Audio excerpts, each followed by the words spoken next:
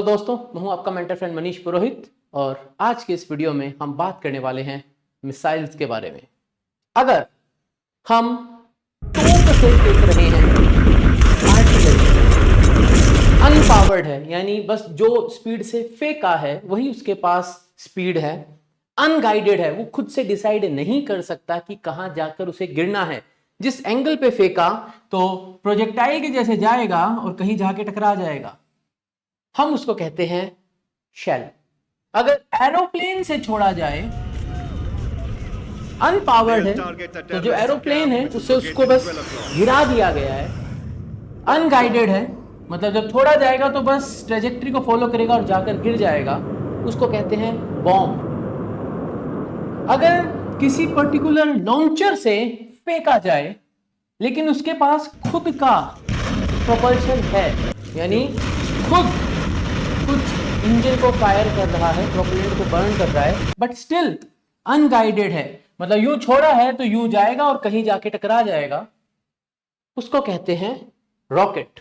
लेकिन अगर आपने फायर किया है, खुद का प्रोपल्शन है, एक से ज्यादा स्टेजेस हैं और स्पेसिफिक टारगेट पे गाइड करी जा सकती है, उसे कहते हैं मिसाइल। दो तरीके की जनरल मिसाइल्स की बात करें, एक होगी जिसको जब फायर करेंगे तो वो बहुत ऊपर जाएगी, एक तरीके से सब ऑर्बिटल फ्लाइट यानी स्पेस में चली जाएगी, वहां से वापस आएगी और हाइपरसोनिक स्पीड पे आएगी, सुपरसोनिक स्पीड पे आएगी और आकर टारगेट पे टकराएगी। एक होती है क्रूज मिसाइल, उसको फायर किया लेकिन वो सतह के, सरफेस के, चाहे वो ओशियन के ऊपर हो चाहे लैंड पे हो, तो टेरेन के ऊपर हो, बहुत क्लोजली मूव करे और फिर टारगेट के टकरा जाए, उसको कहते हैं क्रूज मिसाइल। सारी चीजें जानेंगे दोस्तों, बड़ा मजा आने वाला है। कहानी कब शुरू हुई? कहानी शुरू हुई 10th सेंचुरी में, जब चाइना के अंदर तीर के ऊपर रॉकेट बांधकर फेंके गए। आप इसको ही मान सकते हैं जैसे अपने जो दिवाली के रॉकेट हैं, उन दिवाली के रॉकेट को गाइड करें प्रॉपर्ली हम और एक तीर से बांध दें और फिर वो जाकर सामने एनिमी पे जाके गिरे, पावरफुल हो तो दूर तक जाके गिरे। फिर 18th सेंचुरी इंडिया में मराठा एम्पायर और किंगडम ऑफ मैसूर में रिकॉर्डेड है कि उनने आयरन केस्ड रॉकेट्स को डिप्लॉय किया था। रॉकेट थे आयरन केसिंग के साथ, फिर से वही, उसके पीछे गन पाउडर है, मसाला है, आपने उसको इग्नाइट किया एंड वो जाते हैं और सामने जाके टकराते हैं। अनगाइडेड है, आपने जैसी फायर किया तो बस उस प्रोपल्शन से जा रहे हैं। अभी हम जब बात करते हैं प्रेजेंट एरा की, तो वर्ल्ड वॉर 2 के टाइम से हम बात करें तो नाजी जर्मनी ने डिप्लॉय की थी V1 flying bomb and V2 rocket. ये फर्स्ट ऑपरेशनली यूज्ड मिसाइल्स थी जिसके अंदर मैकेनिकल ऑटो पायलट था जो प्री चूजन रूट पे जा सकता था, यानी आप इस मिसाइल को फायर करेंगे, ये मिसाइल पहले से डिसाइडेड रूट पर जा सकती है। अब यहां पर आप सवाल ये पूछेंगे कि मिसाइल को पता कैसे चलता है कि हमें कहां जाना है, क्या मैं सही रास्ते जा रही हूं, क्या सही टारगेट पे जाके टकराने वाली हूं, मैं भटक तो नहीं गई? इसके बारे में बात करेंगे दोस्तों नेक्स्ट वीडियो में। आज हम सिर्फ मिसाइल्स को जानेंगे। अगर हम एक टिपिकल गाइडेड मिसाइल की बात करें, गाइडेड मिसाइल मतलब जिसे हमने बताया है कि कहां जाना है और उसके पास ऐसे सब सिस्टम हैं, ऐसे कंपोनेंट हैं जो रियल टाइम, मतलब जो वो मिसाइल जा रही है ना, thousands of kilometre per hour की स्पीड से जब दौड़े जा रही है टारगेट की साइड, तब वो real time consciously missile check कर रही है कि मैं सही रास्ते तो हूं, भटक तो नहीं रही, टारगेट से दूर तो नहीं जा रही। क्योंकि थोड़ा सा डेविएशन हुआ और हमें हजारों किलोमीटर ट्रेवल करना है तो पता चला टारगेट से 100 किलोमीटर दूर जाके टकरा रहे हैं, ये तो डेवास्टेशन है। आप तो वॉर में एकदम से ही, मतलब that is very negative for you in the war. उसके लिए जो मिसाइल्स होती हैं उनमें एक पार्ट होता है टारगेटिंग का। टारगेटिंग का जो पार्ट होता है, इसका एक सिंपल सा एग्जांपल दूं तो जो क्रूज मिसाइल्स हैं, जैसे अपनी ब्रह्मोस है, तो ब्रह्मोस के सामने एक होमिंग डिवाइस लगा हुआ होता है, एक्टिव होमिंग डिवाइस कहते हैं उसको। वो क्या करता है, वो रेडियो सिग्नल फेंकता है, उसको रिसीव करता है और चेक करता है कि कहां पर मेरा टारगेट है। ये लास्ट के 50 से 25 किलोमीटर, मतलब जो टारगेट को एकदम हम उड़ाने वाले, क्योंकि ये बहुत तेज स्पीड पे जा रही है मिसाइल, तो टारगेट को जब एकदम उड़ाने वाले तब एक्टिव होमिंग करी जाती है, ढूंढा जाता है टारगेट किधर, इसको एक्टिव होमिंग कहते हैं। होमिंग मतलब आप समझिए वो अपना घर, अपना टारगेट ढूंढ रहा है। साथ में गाइडेंस होता है, जो कि गाइडेंस आप ये मान लीजिए जो बताएगा मिसाइल को, गाइड करेगा कि आपको किस रास्ते जाना है। तो जैसे हम जब एक जगह से दूसरी जगह जाना चाहते हैं और हम गूगल मैप खोलते हैं तो गूगल मैप हमें ट्रैक करता रहता है कि आप किस लेन में जा रहे हैं, फिर वो बताता है भाई आगे से इधर मुड़ना उधर मुड़ना, यहां से सीधा चले जाओ, सब बताता है। वैसे ही मिसाइल्स के अंदर भी इनका खुद का गाइडेंस होता है। इसके ऊपर डिटेल्ड वीडियो नेक्स्ट होगा इसी सीरीज का, कैसे ये काम करता है। But then this is very interesting. क्यों? क्योंकि 1960 से 70 के बीच में जो टेक्नोलॉजी डिवाइस की गई थी वो टेक्नोलॉजी आज भी उतनी ही रेलेवेंट है, क्योंकि उसको जीपीएस स्पूफिंग या जीपीएस डिनायल भी कर दिया जाए तो भी रोक नहीं सकते। कुछ ऐसी टेक्नोलॉजी है जिसके बारे में हम बात करेंगे अगले वीडियो में।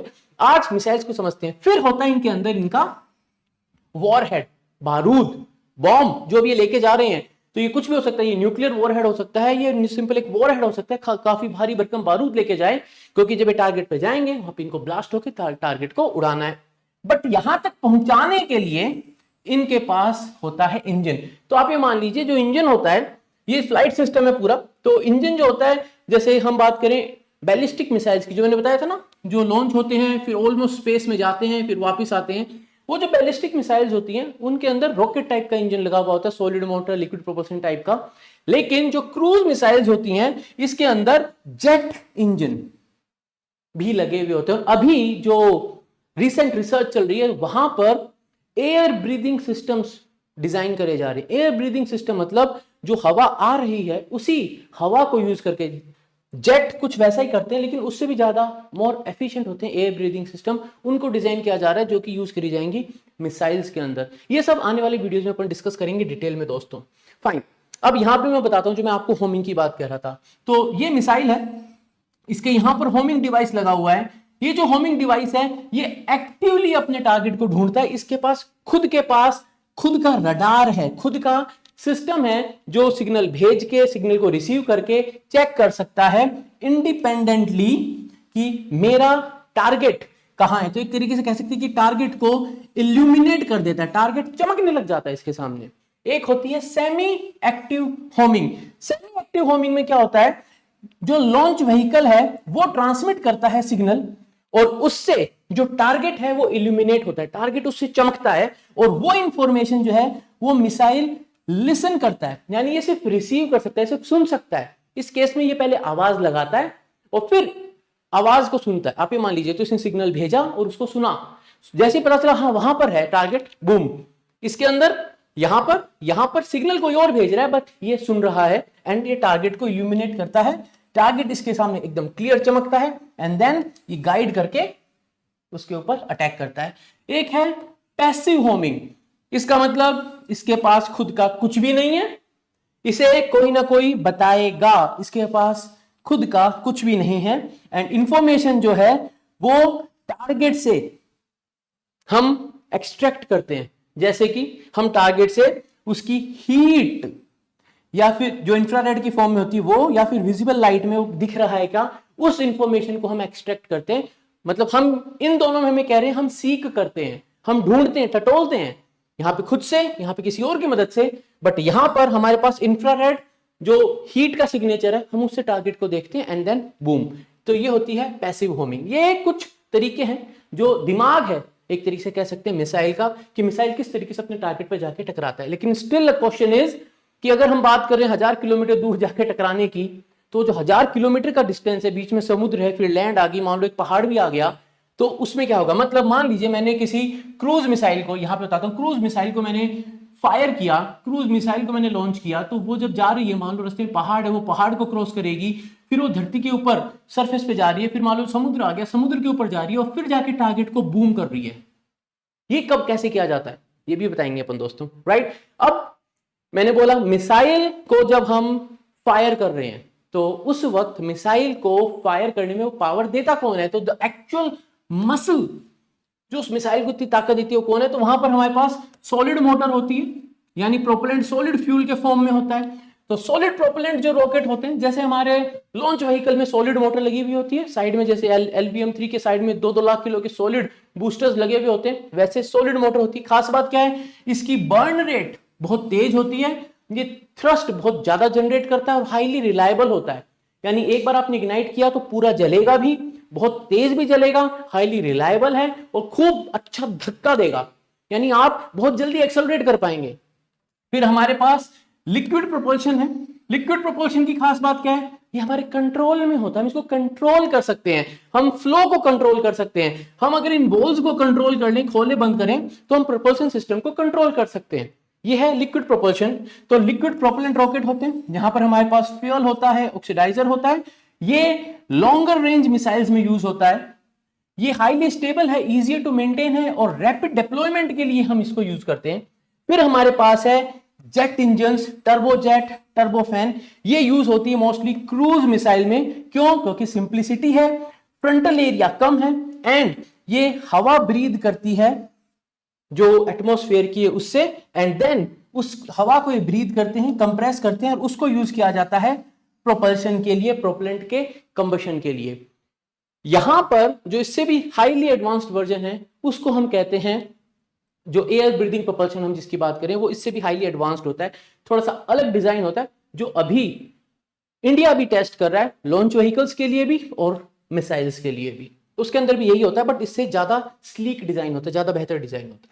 ओके, अब बात आई, हमने मिसाइल लॉन्च करी है, वो क्या लेके जा रही है? जैसे हम रॉकेट लॉन्च करते हैं तो उसके ऊपर सैटेलाइट होती है। सैटेलाइट का काम क्या है? सैटेलाइट जाएगी और हमें सिग्नल देगी, जिससे हम कम्युनिकेशन करेंगे, वेदर फोरकास्टिंग करेंगे, रिमोट सेंसिंग करेंगे। कहीं बाढ़ आ रही है तो हम उसका पूरा मैप देखेंगे, हम देखेंगे कि किस तरीके से हम उस इंफॉर्मेशन को यूज कर सकते हैं जो सैटेलाइट से हमें मिल रही है। जैसे नाविक है जो हमें हमारी पोजिशनिंग की इंफॉर्मेशन देता है, जो जीपीएस सैटेलाइट्स करती हैं, जैसे वैसे ही मिसाइल्स का क्या काम है? तो मिसाइल्स जो पेलोड लेके जाती है, जो उनका मेन पैसेंजर है, वो है जो वो बारूद लेके जा रही है। तो उसमें सबसे कॉमन टाइप जो होता है वो होता है एक्सप्लोजिव्स, जो कि डेटोनेट करते हैं या तो टारगेट पर या टारगेट के बगल में। तो वो जो एक एरिया होता है उसके अंदर जाके उसके एक्यूरेसी के हिसाब से वो बूम करते हैं एंड देन टारगेट को उड़ा देते हैं। रिसेंटली इस वॉर में भी आप देख रहे हैं ऐसा हुआ है, मिसाइल्स फायर की गई and then boom, they are detonating on और नियर द टारगेट और डिवास्टेशन हो रहा है। फिर होते हैं शेप्ड चार्जेस दे कैरी। ये क्यों होते हैं? इसमें फोकस्ड एक्सप्लोसिव एनर्जी होती है जिससे कि ये हार्डन्ड टारगेट्स को पेनिट्रेट कर सकें। जैसे कि बंकर है, उसको पेनिट्रेट करना है, वहां जाना है, तो they will be shaped charges, जो कि बहुत ज्यादा इंपैक्ट पे जो एक बहुत ही कन्फाइंड और कंसंट्रेटेड एक्सप्लोसिव पावर देंगे जिससे कि आप उसको पेनिट्रेट कर सकें। फिर काइनेटिक एनर्जी, ऑब्वियसली अगर आप इतनी तेज स्पीड से आ रहे हैं, अगर आप 4 times the speed of sound, 5 times the speed of sound, 7 times the speed of sound से आ रहे हैं, यानी आप हजारों किलोमीटर प्रति घंटा की रफ्तार से आके टकरा रहे हैं, तो आपके पास इमेंस काइनेटिक एनर्जी है और वो प्योरली रिलाई कर रही है जिस स्पीड से मिसाइल आ रहा है। एंड सबसे बड़ी बात, मिसाइल कैरी कर सकती है वेपन्स ऑफ मास डिस्ट्रक्शन, यानी न्यूक्लियर वॉरहेड, न्यूक्लियर बॉम्ब आप कैरी कर रहे हैं, bad for the humanity. Okay fine. अब हम अगर डिवाइड करें मिसाइल्स को, तो मिसाइल्स को मोटा मोटा 2 कैटेगरी में डिवाइड किया जाता है। एक है टैक्टिकल मिसाइल्स और दूसरी होती है स्ट्रेटेजिक मिसाइल्स। तो टैक्टिकल मिसाइल्स जो है वो शॉर्ट रेंज सिस्टम होते हैं, carry out limited strikes in specific smaller battlefield area, उनको टैक्टिकल कहते हैं। जैसे air to air, air to land, land to air, इस तरीके से अपन देखेंगे, अभी इसकी भी अपनी डिस्क्रिप्शन आएगी। दूसरे स्ट्रेटेजिक मिसाइल्स, यानी हमें धरती के एक कोने से दूसरे कोने की साइड अगर जाना है, लॉन्ग डिस्टेंसेस पे जाना है, तो हम यूज करते हैं इंटरकॉन्टिनेंटल बैलिस्टिक मिसाइल्स या फिर जैसे क्रूज मिसाइल्स है। ये सब स्ट्रेटेजिक मिसाइल्स होती हैं जो लंबे डिस्टेंस तक जाती हैं। Okay fine. सो हम जब बात करते हैं स्ट्रेटेजिक मिसाइल्स की, तो उसमें है हमारे पास the ballistic trajectory. Ballistic trajectory मतलब यहां पे मान लीजिए मैंने मेरा लॉन्चर रखा हुआ है और हमने मिसाइल को लॉन्च किया, ये रॉकेट के जैसे लॉन्च होती है, सॉलिड स्टेज, इनके पहला जो प्रोपेलेंट स्टेज है वो सॉलिड मोटर होता है, ये रॉकेट के जैसे रॉकेट इंजन फायर होता है। ये ऑलमोस्ट आप मान के चलिए सब ऑर्बिटल है। सब ऑर्बिटल मतलब स्पेस में जाती है, ऑर्बिट में नहीं जाती जैसे सैटेलाइट जाती है, उतनी ऊपर नहीं जाती, but then they go into the space. ये स्पेस वाला पार्ट है जहां पर वो रहते हैं एंड देन ग्रेविटी इनको नीचे खींचती है। तो ये जो ट्रेजेक्टरी बनाई जाती है ये वेल कैलकुलेटेड ट्रेजेक्टरी होती है, ये देखते हुए कि हम अगर यहां से लॉन्च करेंगे और अगर हमें यहां पर आके टकराना है तो हम यूं लॉन्च करें जिससे कि अपने आप ये जो पाथ बने ये ऐसा बने कि जाके मिसाइल यहां पे टकरा जाए। अब यहां पर भी दोस्तों इन दिस केस ऑल्सो ये जो टर्मिनल पार्ट है इसमें भी अब मिसाइल्स को कंट्रोल करने वाली बातें होने लगी हैं कि ऐसा नहीं है कि भाई आपने मिसाइल लॉन्च करी, स्पेस में गई और जब वो वापस गिर रही है तो वो उस पाथ को बस फॉलो करके एक ही पॉइंट पे गिरेगी। नहीं, यहां पर भी एक्टिव मनूवरिंग की बात हो रही है कि मिसाइल को हम इस टर्मिनल फेज में जो वो बहुत तेज स्पीड से जा रही है वहां पर भी एक्टिवली मनूवर कर सकें, टारगेट के साथ एडजस्ट कर सकें। ये होती है बैलिस्टिक ट्रेजेक्टरी। कुल मिला के बैलिस्टिक वो है जो कि स्पेस में एक बार जाए और फिर री एंटर करे। ओके, दूसरी है वो है हमारी क्रूज मिसाइल, जो स्ट्रेटेजिक मिसाइल्स में आती है। उनकी खास बात क्या है, हमने मिसाइल को यहां से लॉन्च किया, लुक एट दिस, पहाड़ है, वो सेंस करे जा रही है कि पहाड़ है, खाई है, पहाड़ है, एकदम इसके किनारे किनारे चल रही है। खास बात क्या है इसकी, ऐसा क्यों कर रही है वो?